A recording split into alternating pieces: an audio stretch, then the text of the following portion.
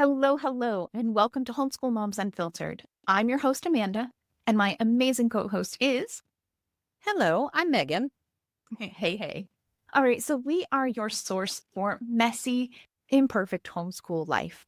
We aren't influencers who record videos in front of perfect homes and green screens and share a highlight reel of only the best parts of our homeschool lives while, sweeping the messy days under the rug. Yeah, exactly. Who has the time for that, right? I try to put together the occasional Be Real so that we can use it on our social media. They are not perfect by any stretch of the imagination, and it's kind of silly how long it takes me to get like one 60-second reel of like, oh, okay, you can see my head and my hands in the video now. Okay, you can use this one. I know. It's bananas, right? But here's the deal. Like, we love homeschooling. So this isn't a bitch fest where we show up and complain about our kids or our lack of personal time or any of the other stuff, right? But it only makes sense to us to present a balanced depiction of what our days look like. If you're considering homeschooling or you're new to homeschooling and all you're seeing is this highlight reel, it's like, what the heck am I doing wrong, right? None of us are perfect. Even the influencers aren't, and they would like you to believe that they have it all together all the time, but absolutely not. So true. Yeah. Okay, so today we are going to be talking about boredom, right? Boredom, it's not just downtime, it's developmental gold. It equips kids with creativity, problem-solving ability, self-sufficiency, emotional resilience, and executive control. So it's that thing, like letting them experience nothing to do often leads them to doing something pretty extraordinary, but it is becoming more and more rare in our overscheduled lives. I don't think any of us would be like, no, we don't have that problem at all in our home. So today's topic, we'll be exploring this idea, right? And some of the hurdles that we sometimes hear as an objection or, well, that won't work in my home, that kind of goes along with allowing our kids this like boredom and downtime. But first, we do like to kick off our episodes with a weekly recap. It's all part of this like keeping it real vibe that we've got going. So how's your week been, Meagan? It's been good. Yeah. I mean, we've been getting a lot of stuff done. We've talked in the last couple of episodes about how we've been working on courses. And so we've got 2 courses up and running, and the last one is like so close to being done. So that's been kind of a big summer initiative for us, and we are rocking it. So that's been good. We are still in Florida at my parents' house. We fly back to Portugal at the end of the week. So there's just a bunch of prepping for that. Like, my daughter uses a skin cream, for example. It's a prescription thing that's not available in Europe at all. So we've been going to Walgreens like every 5 days and filling another one. The pharmacist is starting to get very suspicious. That's why we just keep refilling them so quickly. But we're cash paying customers. We don't have insurance in the United States anymore. So there's nothing, like, there's nobody to stop us. The insurance can say like, oh, it's an every 30 days kind of thing, but you can't really do that. So yeah, so it's just been like silly things like that. My youngest kiddo has been watching Wimbledon like bananas with my mom. So he was in it to win it, and it ended over the weekend. So that's a bit of a bummer. Although I think there was a plan hatched to watch some really classic tennis matches this week that they kind of brought up during the commentary and stuff last week. So I think they might try to stream some of those this week, which will be good. But they had a fun time together, which was good. I was hoping to be in DC collecting our visas this week, but that is not the case. They have not come through yet. So we fly back to Portugal Friday. We get to Portugal on Saturday. And I can almost guarantee you that our visas will come through like on Monday next week because, of course, right? Yeah, exactly. But I will not complain because I'll just be happy that they're done. And I will get back on a plane and come back to the United States to get them stamped into our passports. So yeah. And then while we've been at my mom's house, I'm doing like a little DIY, which has been fun. I have from the 80s this Cookie Monster wagon that's like the thing. It was my bribe gift for giving up my pacifier when I was like 2-ish. And my mom had said to me, she laid out this whole story about, we called them Noopies. So she was like, there's this baby who can't afford a Noopie. And I thought maybe we could give him your Noopie and blah, blah, blah. And I could get you a big girl surprise. And I was like, okay. And so I signed on to give mine up if I got this Cookie Monster wagon. And of course, this is before the internet. And then my mom goes to get the Cookie Monster wagon and it's fucking sold out everywhere. And so my mom ended up, we lived in New York. My mom had to go to like Secaucus, New Jersey or something to get like open the yellow pages and like call all the Toys R Us's until she Yeah. found one. So my kids used it literally to the point that the wheels fell off of it. My oldest son 3D printed new wheels for it, which have also now since fallen off of it. And I was like, I can't get rid of him. He's so special. So I legit looked into bronzing him the way people do baby shoes. And that seemed Of course you did. impractical. Yeah, I totally did. But I'm going to turn him into a bookshelf. So he needs a fresh new coat of Cookie Monster blue paint. He's pretty banged up and his eyes have yellowed from the sun. My youngest child was like, he should have his liver checked. Being like, yeah, he's banged up. He's faded. He's got jaundice. Like, poor guy. He's been very well loved. So that's my goal for this week, is to get him all spiffed up. And then I'm going to bring him back to Portugal and put him on the wall as a bookshelf. So he shall live on. It's like his third reincarnation, because he was mine. And then my kids had him. And now he will not make it to grandkids. He will be a bookshelf for the rest of his days. So. And that's it. I can't imagine any of your kids would be like, I think that's safe to put my kid in by the time they're at the point where they have kids to put in. Yeah, exactly. Right. Oh my gosh. He's going to take on a new life. It'll be great. I'll share him in our Patreon chats once he's done and he's hung on it. I've already like brainstormed what books will go in him, because I can't just do like any books, but I think I'm going to put like some of like the favorites that I love, like Harold and the Purple Crayon, and the ones that like when my kids were little, I just like loved reading. And so those are the ones that I think I'm going to put. So it'll be good. But yeah. How's your week been? Yeah, for the most part, it's been good. We had a couple rough days just because we had been traveling and we got back. And so, like, I'd like kind of a chronic illness flare sort of thing. And I don't necessarily have the patience. And so, like when something doesn't go perfect and then I'm far from a perfect parent and like it sort of spirals into a little bit of an unfortunate day. But, for the most part, it's been fine. I had a bunch of stuff that I needed to catch up on for Homeschool Moms Unfiltered things. And I did get most of that done. I got the monthly newsletter out for the Patreon group, and I worked on a bunch of curriculum scripts and stuff, but it was all stuff that I could do from bed. So that worked out pretty well. I did make it out of bed yesterday, both to go for dim sum and then to do some course recording. So, like that's going pretty well. A friend of mine emailed me at the end, or texted me technically, asking me if I was home and ready for peopling. And I was like, I'm home and I should be ready for peopling by like Wednesday, maybe, hopefully, so like I'm getting there. So yeah, just like trying to get through things, like I said, mostly in bed and working on stuff and then trying to take it easy as I could. I am really excited this week though. Like, I guess I can recap next week, but this week I'm finally going to get my hair cut. If you ever watch us or see our clips, like you may have noticed that I'm bad at this type of self-care.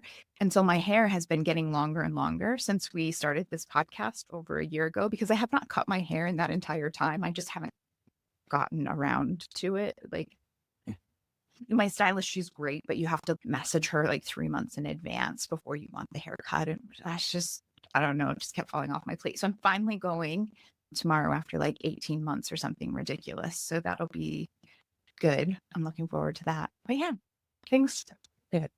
Yeah, pretty good. Hopefully things continue to go pretty well. We'll see. Yeah, we're on a roll, right? Yeah. Oh, it's good. Yeah, it is. Okay, so back to boredom and not getting your haircut. If you have listened to us at all before this episode, you will be shocked to hear that we love a combination of data and real talk about the topic that we're exploring. I have this really bad habit of starting a lot of conversations with, oh, I read a study about that. And my friends, and especially my family, they like 100% make fun of me for it. But I mean, the thing is, sure, we can show up here and tell you like, this is awesome and you should totally do it. But we all know that saying about opinions, right? Like opinions are like, everyone's got one. Doesn't mean we want to see it, right? And the reality is, it's heavy. Life is heavy. And now you've taken on your child's education as well. Like sometimes just a bit of expert knowledge and peer-reviewed data and just the likes of all of that can help give you a bit of confidence so that what you're doing is right and it's worth it and all of that jazz. So here we are. Yeah, I know. And I don't know. I think I'm just the same level of nerd as you because I like reading studies. I find them fun, right? And I'm like, information, yay. That's it. I mean, I when I was thinking about it, I'm like, my friends do sometimes make fun of me, but I have collected friends who are very similar, right? And I was like, oh, where was that? Who did you read? You know, like, who was that from? Whereas my family is just like, oh, a study, huh? Here, I think so. Yeah, exactly. Exactly. I love it, right? Well, this week's study it's written by Associate Professor Jamie. Oh, here we go with the names, right? I did go ahead and find this person's social media and stuff like that in preparation for this episode, because with the name Jamie, I wasn't sure about their pronouns. And from what I found online, my best assumption is that their pronouns would be she, her. So I got that far, but I couldn't find anything that had a pronunciation of this person's name. And so I was like, ah. So Jamie Jirout, again, she's an associate professor at the UVA School of Education and Human Development. And we can link the study in the comments, right, in the show notes for today's episode. But she's conducted this study and she talks about how safe, unstructured time is often so easily just kind of dismissed as boredom. Like, okay, like I'm so bored, I have nothing to do. But that time is just absolutely amazing, right? And can actually spark curiosity, creativity, problem solving, autonomy, and social skills in children. And it's so true. So we're going to kind of dig into some of those things today. This is all from the study. Oh, not the whole episode, but these next few points are from the study. And just kind of building that out, because it's great to have a high level roll up like that and be like, oh, okay, it does all these great things, but how, right? How, what, when, where, how do I start? What do I do? That tells me nothing otherwise. So as far as it being a catalyst for curiosity and creativity, first, let's set a baseline of how Jamie defines those two things. So curiosity, she defines as the moment a student experiences a gap in knowledge that motivates them to seek information. And then creativity, she defines as when students generate novel and useful ideas or products. And unstructured time offers the space for kids to be able to recognize uncertainty and then explore or imagine, setting the stage for creative thinking. If kids are just jam-packed all day long from moment to moment to moment, and we've kind of created this culture of we do these things because we need to check it off the list and say that we've done it, as opposed to really doing it for the sake of doing it and for the sake of wallowing in it and enjoying it and marinating in it.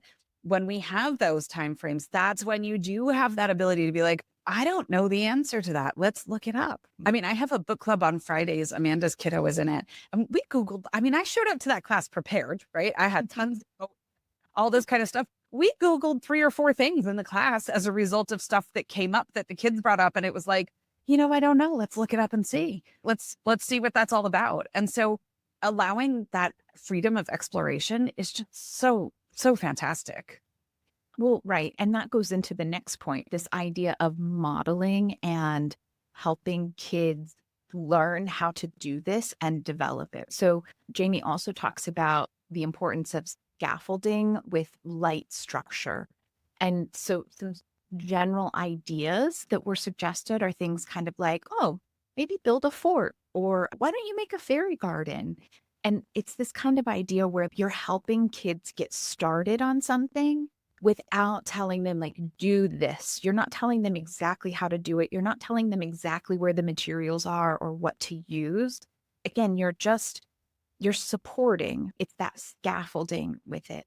And this idea with the scaffolding and the modeling, it helps balance autonomy with gentle support. It helps keep kids from becoming overwhelmed. And it also helps break that habit that some kiddos have where they want to just default to screen time because they're not really sure what to do now. Yeah. I once inadvertently scaffolded independence and boredom genius just by being cheap, unwilling to buy the latest fad. I don't remember the story. So Is this about Beyblades? yeah, did I tell you? Yeah, Ray, remember that story? When we lived in North Carolina, like kids at co-op would have them. And I was like, I am not buying these pieces of plastic that spin into one another. Like, I'm just not. PS totally fast forward, like 2 years later, we totally ended up buying some. But at the beginning, I was like, no, not doing it.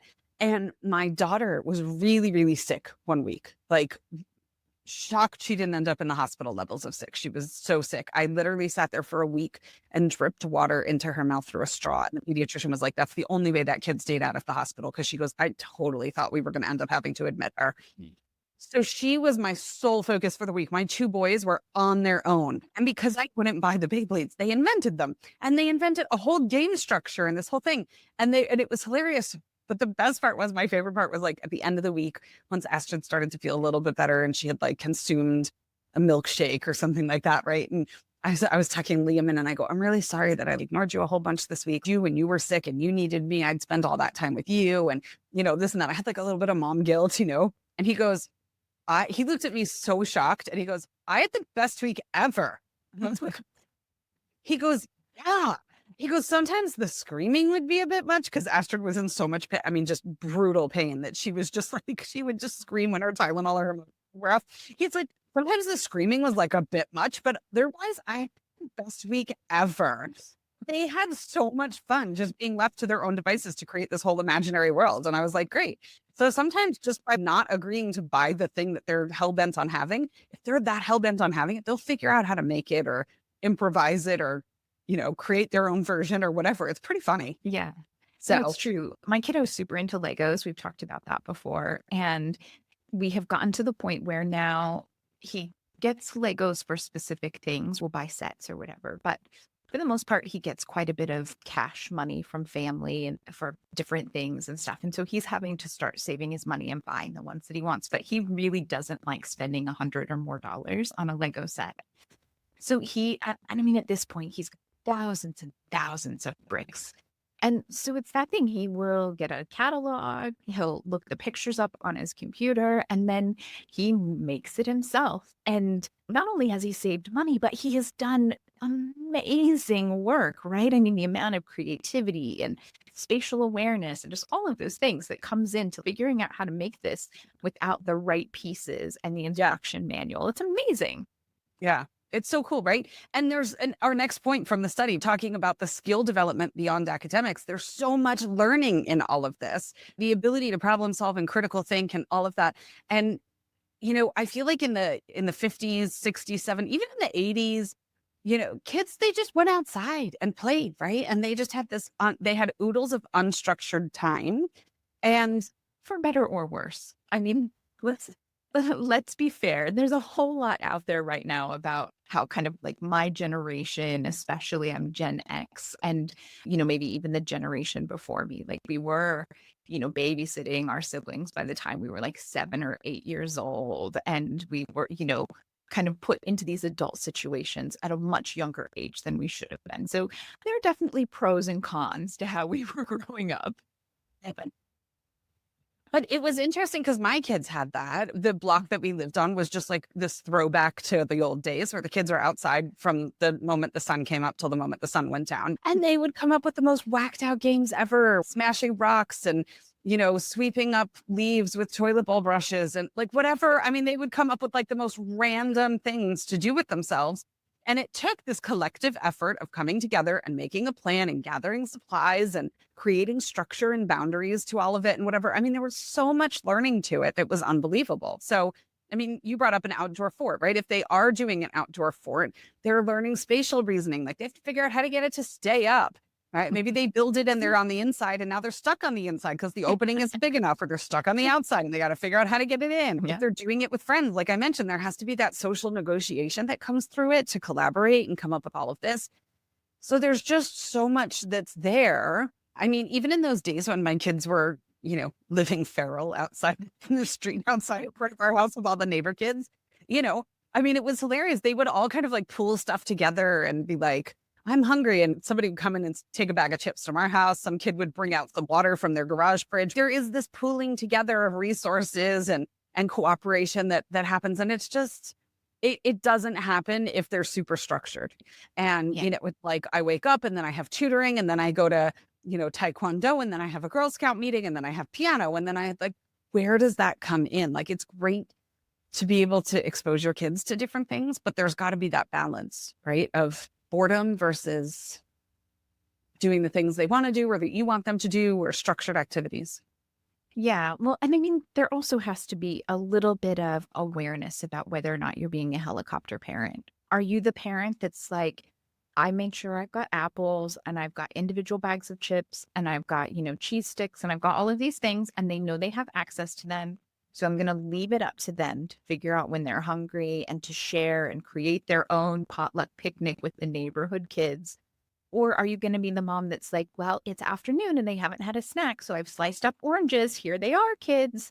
And there's a time to be the sliced oranges mom, but there's definitely a time to make sure that you're not being the sliced oranges mom. Mhm. Yeah. So I feel like for us in our home, we had kind of a unique situation around this when my kiddo was little, because first off, when he was little, we were going through fertility treatments, which if anyone has been through fertility treatments, they know like you're not the mom that you wanted to be when you're like totally pumped up on those. And then when you have to have the surgery for the retrieval and all of that jazz, like there's a lot that happens there, right? So you're just not the hands-on mom. And then second, he was an only child. Fertility treatments the second time around didn't work for us. So he definitely had more opportunities for boredom, but also he was one of those kids that on his second birthday, he was like, yo, I don't need naps anymore. Those are for babies. And he just dropped nap altogether the day he turned 2. I was like, this was not how we were supposed to celebrate 2. Now, in fairness, he had always been an incredible nighttime sleeper and he'd always been a shit napper. So it's not like it was a huge change, but still, as a stay-at-home mom with chronic illness, and at that time I already had Emmy and an only child who constantly wants to play with me, right? Like I needed that break.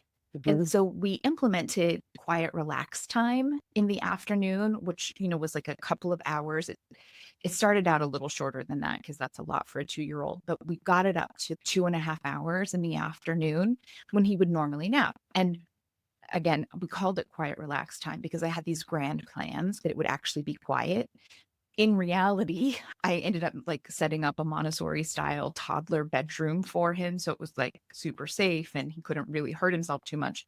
He was expected to stay in his room for a couple of hours and he could play and do whatever he wanted in there as long as he didn't come out. In hindsight, if I really wanted it to be quiet, I should have removed the drum kit from his room. But again, hindsight. Yeah. Anyway, we started this afternoon quiet, relaxed time. And as he got older, he started like really holding on to and protecting that time. And now as a tween, for sure, I mean, we're getting shockingly close to being able to call him a teenager. I'm not ready for it. But with this time, he wants that time to just let his creativity flow, or sometimes just to relax. There will 100% be times that I go to ask him something and I'm like, oh, is he not in here? And he's actually up in his loft bed, like just quietly laying there. And I'll be like, oh, is everything okay? I'm like, oh, I'm just thinking about things. Okay. You just think about things. Yeah.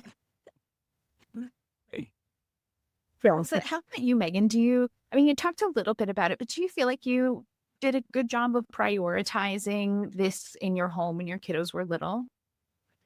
Yeah, I think so. Maybe more so for my boys, because my daughter started dancing when she was young and immediately wanted more. It's like, and that's where her friends then became, and that was kind of her thing. And at a certain point, she decided she was done with that, and that was fine. Then that ended. But, so she would play kind of around or have her boredom time around her dance schedule. But my boys have always been kind of free activity kind of kids. That's just their preference. We've tried things. We tried soccer, we tried basketball, we tried swimming, we tried, we would try things here and there just to make sure that the exposure and the opportunity were there.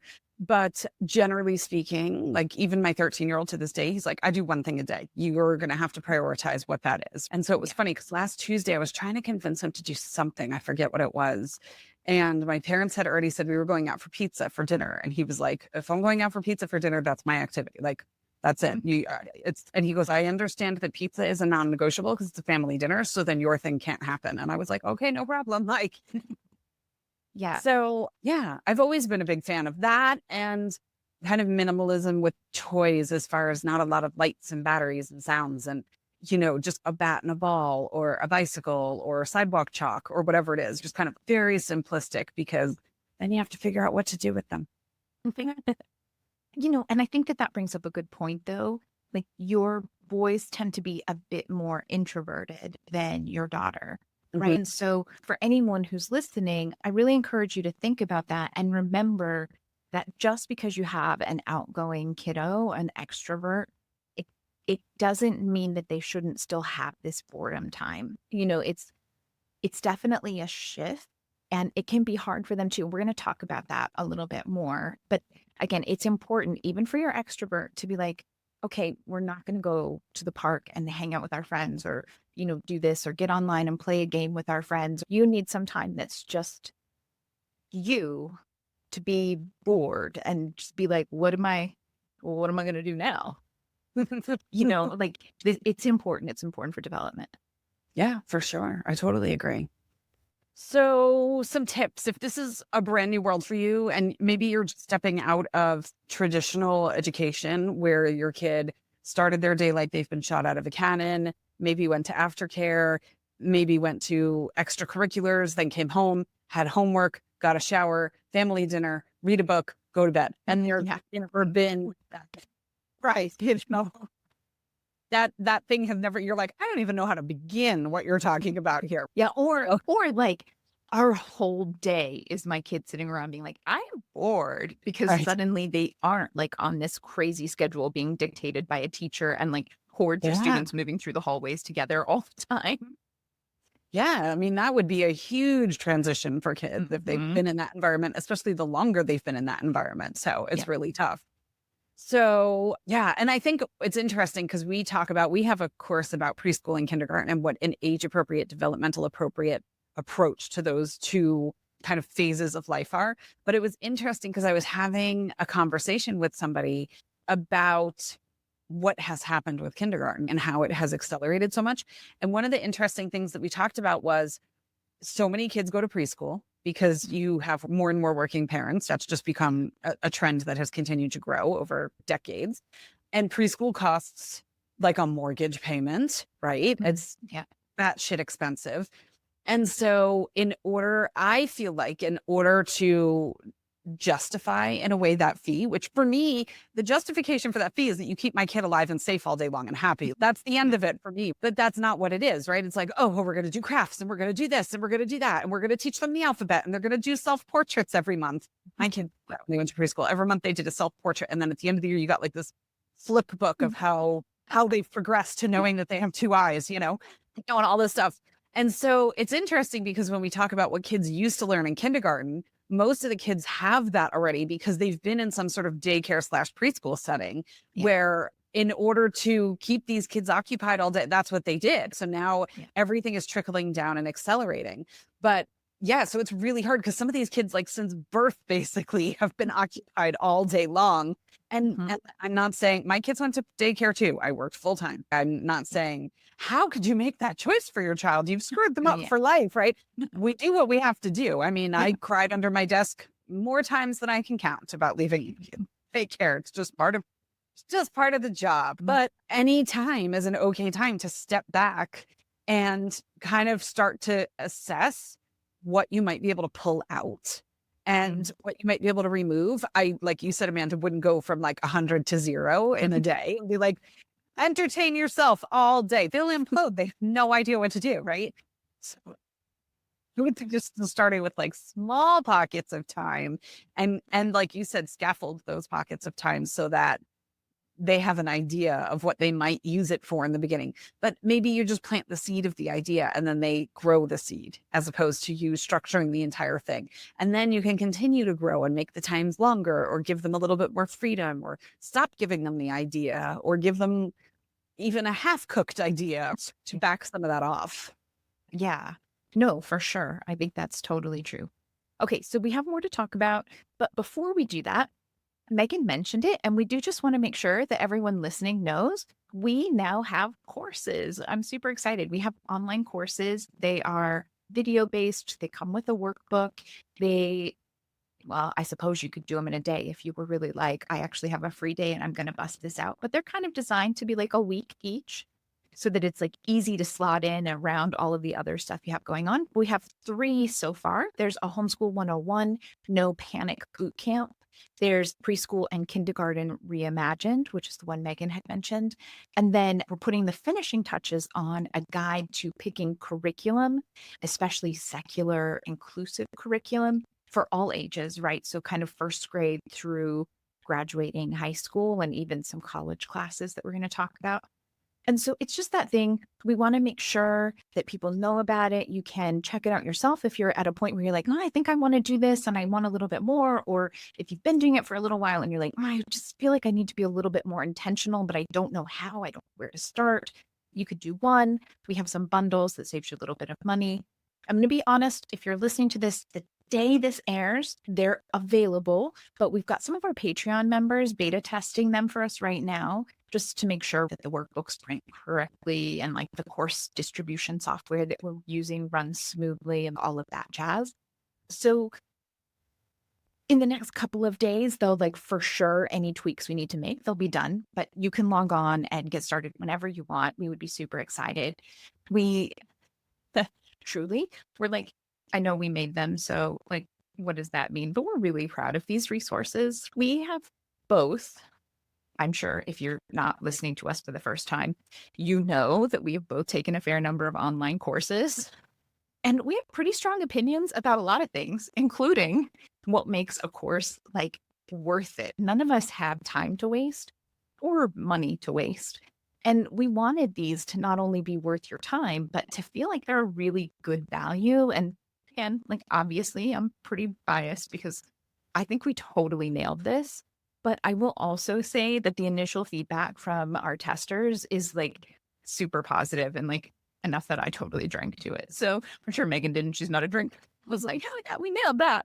So yeah, you should totally check them out. We'll have links here in the show notes. You'll be able to find them from our website. We'll have them posted in our Patreon group. I'm sure they'll occasionally make it on they'll probably be in our linked tree on our Instagram, and then they'll be in our social media and stuff like that too. But check it out. Yeah, if by some miracle you can't find them, just send us a message to help you. We've learned. So, I mean, I'll speak for myself. I know nothing about SEO, search engine optimization, like nothing. But if you type in Homeschool Moms Unfiltered on Google, you get like 3 pages of us. Like, I'm like, that was not a strategic influencer type thing. That just happened. And we were like, look at us. Well, yeah. So it's pretty hard not to find us. So back to boredom. All right. So boredom. Hopefully not too bored with this. I'm to talking about boredom. Much better segue. I like it.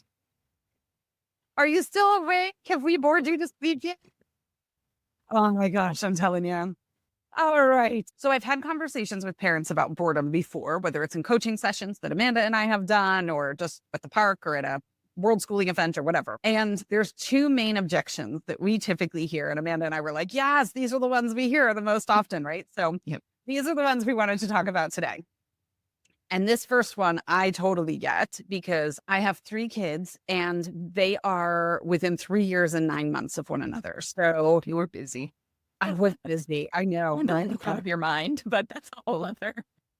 Speaking of me not being a drinker, one time I was at work and there was this guy who had like a slight dirty old man vibe, but it was like not at the tipping point where it was offensive. Like it was like he pulled it off. It was okay, you know? This was pre-Me Too. Post-Me Too, I'm glad he was retired. I'm sure it wouldn't have gone well for him. Yeah. But anyway, I was walking one day and oh my gosh, I was with one of the girls or something. And he said something to me about like having a smoke or having a drink or something like that. And I was like, I don't drink. I forget exactly what it was. And I was pregnant. Shocking. And he pointed at me in my stomach and he goes, I know what your vice is. Hey, what? Hey. The fact that I keep popping children out. Not so much, right? Totally forgot about that until you just said that. But yeah, it was a busy few years. We figured we were super broke and super tired. We might as well just be done with it. Cause I'm like, if we got out of the broke tired phase, I like the thought of going back, you know, I'm like, oh my, like I had a pregnancy scare when Liam was like 4, 5, something like that. Oh, I thought I was going to vomit into my hand. Like I was like, I can't even fathom. I Oh, mean, we would have done yeah. it. We would have loved it. But like, holy shit. Like, oh my gosh, no. No, thank you. No, yeah, I totally hear you. We've talked about this before. We've done an entire book series on it, right? About being like in perimenopause. And so I'm firmly, solidly in perimenopause, but there is a big spike of women getting pregnant in perimenopause because they don't realize how fertile you can accidentally be at certain times during perimenopause. And for us, I haven't used any sort of contraception or birth control in a decade because, I mean, like we did IVF, we couldn't get pregnant. Like, what's the point? Like worrying about any of that. But every once in a while, I think about it. And my husband's like, should one of us do something? Because, like, at this point, like he's 50. Like, we are not looking at trying the diaper phase again. Like, Oh my can you gosh. I'm imagine? telling you. My husband is the oldest of 5. So all the sister-in-laws are younger than me. I take that back, actually. One of my sister-in-laws is a bit older than me for a younger brother, but they all had kids after us. And Okay.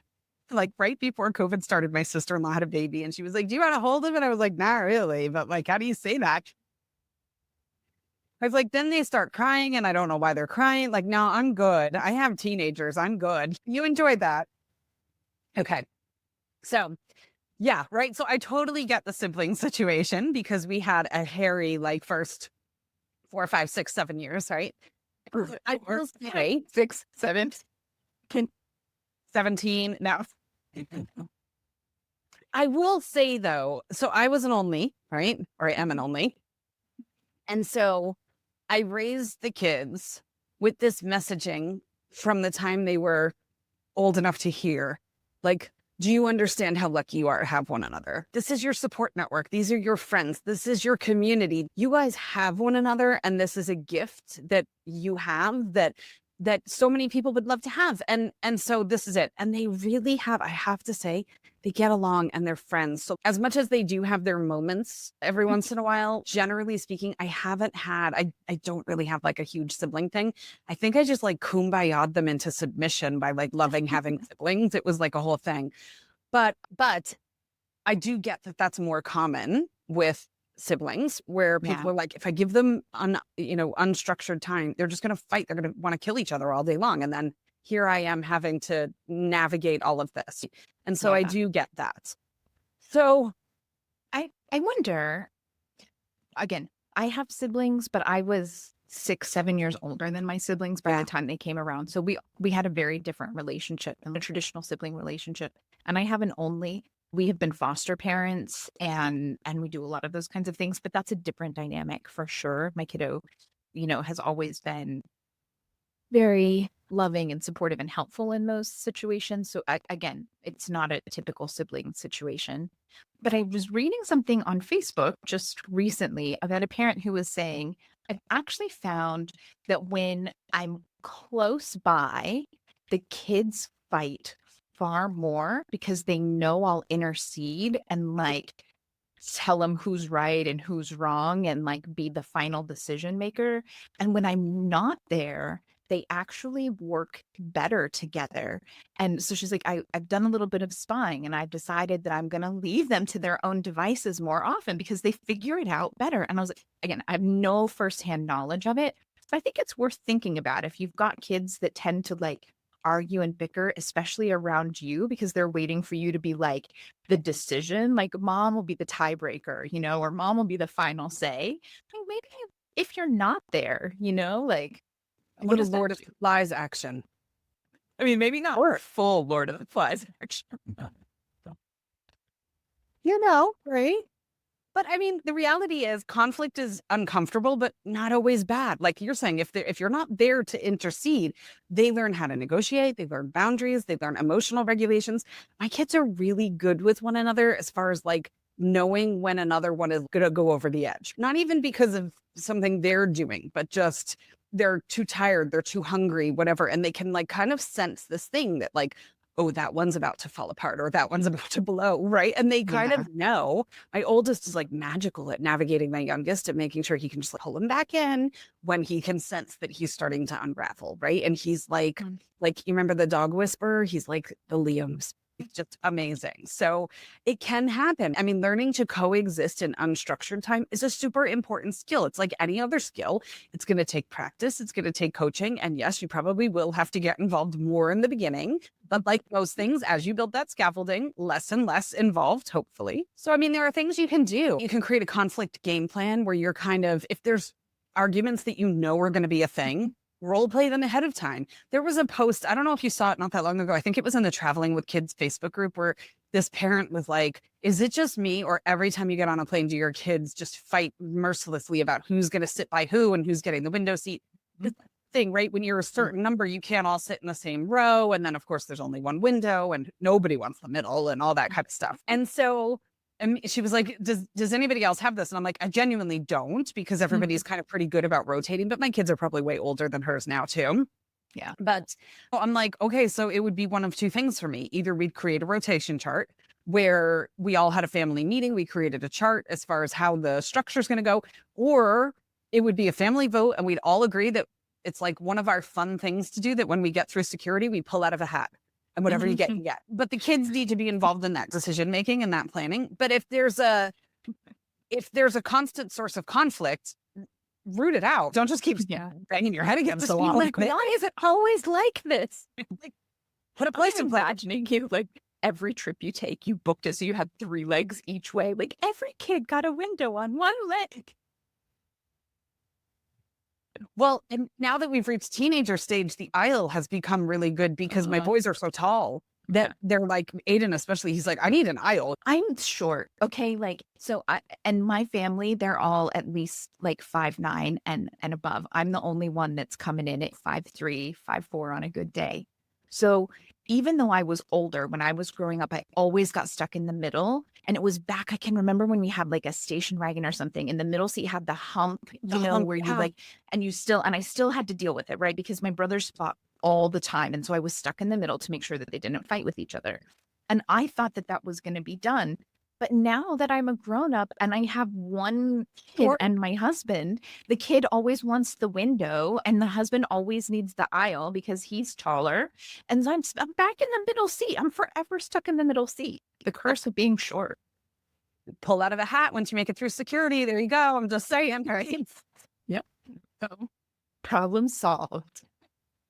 The other thing you can do if you've got a sibling bickering problem is kind of set up a system or a rotation or whatever for solo time, where like my oldest, he likes to be by himself. And so he's best friends with my youngest, and they hang out together a ton and they travel independently together and they do day trips together all the time when we're at home and all that. But then he likes to come home and decompress and likes his alone time. And so in our newest living situation in our apartment in Portugal, the boys share a loft upstairs, which is a very long, narrow space, but it's one space. And they haven't shared a bedroom since they were toddlers. So I was like, okay. And I literally went to IKEA and I got some Billy bookshelves, and I just went straight, because it's a long, skinny room with like, it's an attic space, so pitched roof. I just went straight down the middle with some Billy bookshelves. So half the room is divided off and half the room is like an open living area. So you want your own quiet time? There's your space. Creating that space where he can check out and be like, now's my quiet time. Now they're old enough that if he communicates that to his brother's like, for the most part, is like, I got this. Like, he needs quiet time. He has raging ADHD. So sometimes the impulse is just like strong and he's just say something. But for the most part, he's pretty respectful about it. I'm positive that gets better. After I've had a long travel day, like it happens every time the kiddo and I travel on our own. We have a huge travel day. It takes so much out of me. And when I get home, I'm just like, please don't talk to me. Like, I made it. I survived. I'm going to go take a shower. I want something to drink. I want something good to eat. And then I'm going to lay down in bed. Like, that's it. And it never fails. My husband is like, so, and I'm like, I will eat your head. Okay. Yeah. I will be a prey. I will eat. Just no. Like a pregnant. That's exactly what I was thinking. I was like, I don't know how many people listening will understand that reference, but yes, exactly. My phrase is noodling. When I tell the kids I'm going to go noodle, they know that I'm ready for my decompression time. And they will still come from time to time, but they'll come in with a different energy too, because they know it's like, it's noodle time, right? And I'm like, I'm going to noodle. But I mean, you can give your kids scripts and phrases too that they can use with one another, where Yeah. they can say, like, oh, can we take turns? I would also like to, right? Or I need to go noodle, or I need some quiet. I need 20 minutes or something. If you tell Liam you need 20 minutes, he will set a timer for 20 minutes and he will keep it at 20 minutes, right? But it works. Yeah, and talk about such a great life skill. I mean, Yeah. how many adults do you wish had this language and knew how to say these things? Like, Mhm. what a great life skill to be teaching, like, just at a young age. Yeah. I mean, you could try a boredom jar with, you Eh, could have two boredom jars. You could have a cooperative play boredom jar and a solo play boredom jar. And it's like, you're bored and you want to be by yourself, pull from this jar. You're bored and you guys want to do something together, pull from this jar. And it mhm. takes some of that, what are we going to do and how are we going to approach it, out of the thing, because then they're going to fight about who picks the thing out of the jar. But there's a rotation for, right? Or rock, paper, scissors, like whatever. So, I mean, I think, and again, it sucks in the early days, right? I read this book when I was pregnant and I was a perfect parent that said, in the He was the best parent before he had kids. right? I was so good. This guy who worked in IT at my company told me to read this book. I forget, it was called something like Healthy Sleep Habits, Happy Baby, or something like that, right? And we've talked about the fact that I sleep trained my kids, which is funny since I'm like the biggest hippie ever, but totally sleep trained my kids. And this guy from IT was like, it's going to suck so bad. He goes, you're going to want to let them fall asleep on you. You're going to want to just put them in the bed in between you because you're so freaking tired. He's like, but what you have to know is that if you put the work in at the beginning, the rest of it's, and it totally worked. But in the beginning, it was brutal when I was so tired. I was like, No. let's just go to bed. And so this is kind of that same thing. The first week might be really rough. The second week might be slightly less rough, right? Build. It will get better. And just remember, like, sibling squabbles doesn't mean you failed as a parent. They're practicing teamwork. It's freaking messy, but it's an essential life skill. Like, they've got this. Yeah, for sure. So, yeah, I mean, like, the bottom line is that sibling squabbles, they don't mean that you failed as a parent. They're practicing teamwork.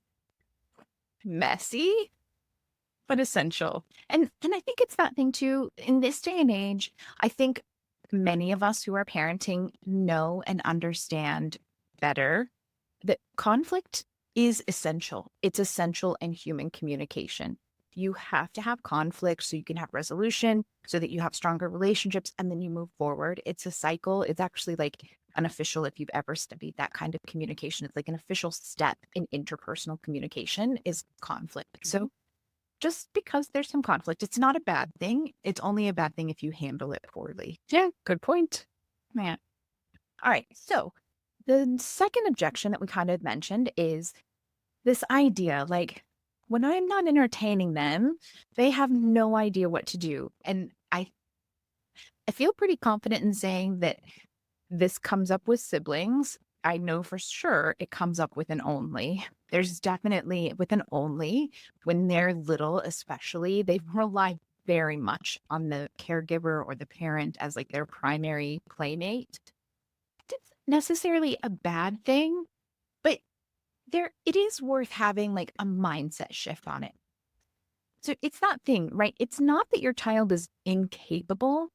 It's that they have never had to build this like self-directed play muscle of sorts, right? You're not seeing failure. You're just witnessing a gap that can be filled with support and time, right? I mean, for me, I say this all the time. People are like, well, when should I start traveling with my kid? They're too young to remember.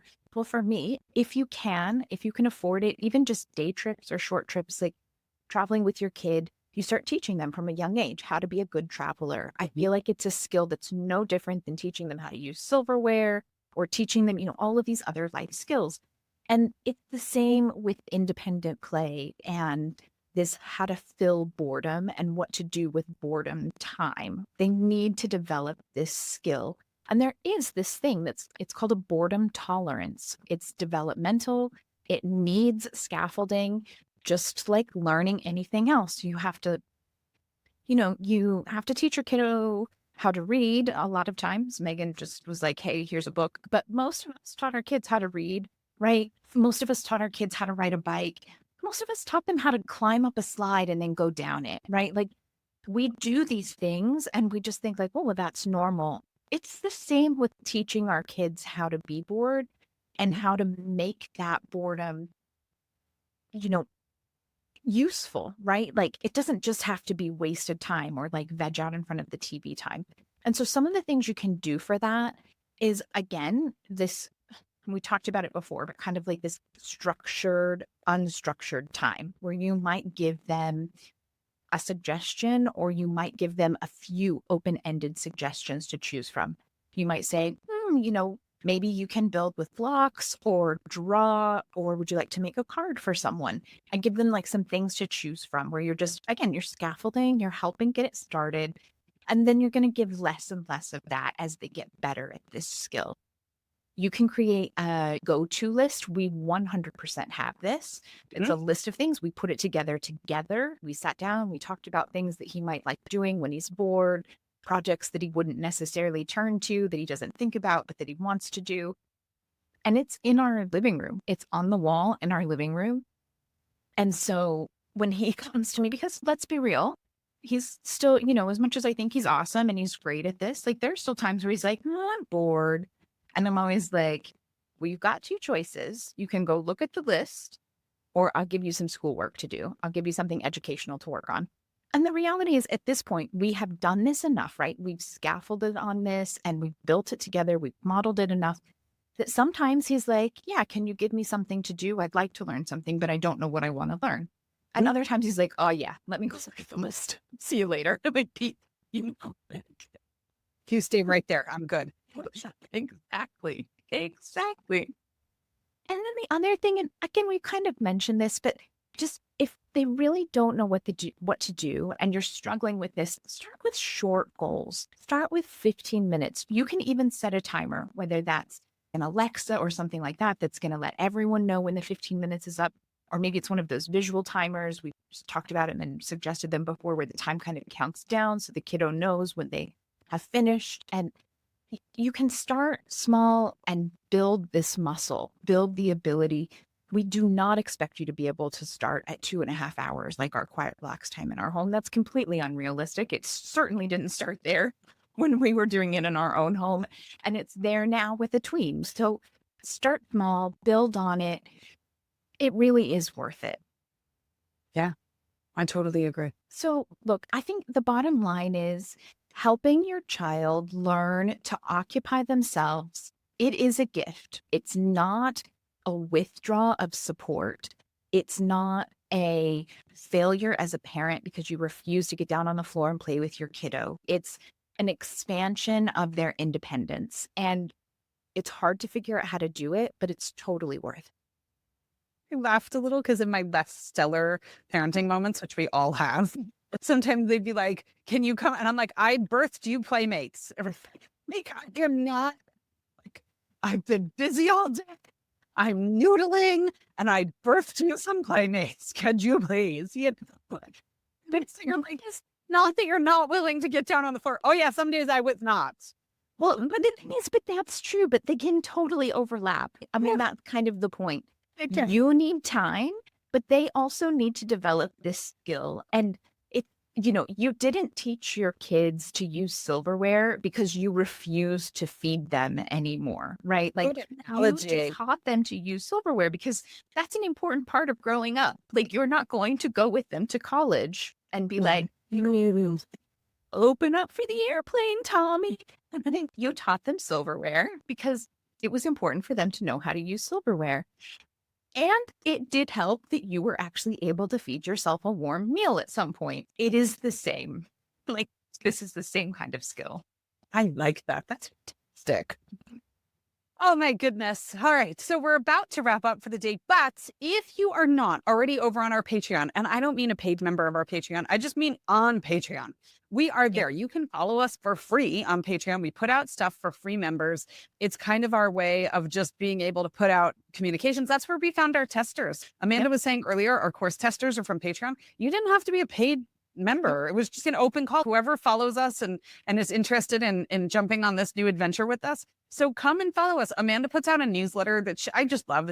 It's got so much info, and it's just like a cute little wrap up of what we've been doing on the podcast and what we've been doing in life, what we've been reading, and all kinds of stuff. So, and it's just a great way to start conversation over there as well. If you ever decide you want to come and join us for live meetings, book club is moving there in the fall. We're going to be having live book club meetings. And there are so many different ways that you can join Patreon. You could just join for book club. You can just join for unit studies. You can join for all of it. Like whatever works for you works for us. But you can just be a free member too and just come over and hang out. And we post little updates and all kinds of stuff. So come hang out with us. I mean, it's in the show notes, but again, you can type Patreon, Homeschool Moms Unfiltered. We come up because we are search engine optimization wizards. No, but we stumbled into it, but we're there. I'm more like Katie Couric when she was like, what is internet? Have you ever seen that clip? When Bryant Gumbel was trying to explain to her what the internet is, it's fantastic. But Bryant Gumbel also didn't know what the internet was. So it was like an early version of mansplaining where he was like, it's the World Wide Web. You know, you can like message people and they're hilarious. And they're like, why would anyone want to do that? And then they're trying to figure out what the @ symbol is and an email address, and they couldn't figure it out. I mean, it was fantastic. That's more my level of SEO optimization skill. But somehow, if you type it into Google, it will come up and it'll be great. So come hang out with us. Yeah. All right, friends. Our mantra to end the episode: boredom isn't a parenting fail. It's fertile ground. Step back, exhale, and trust that I'm bored might just be the spark that leads to your kid's next big idea. Yeah. For Could sure. be. Yeah. All right, friends. We'll catch you on Thursday for book club. Hopefully we'll see you over on Patreon. And in the meantime, happy homeschooling. Yeah. Have a great one.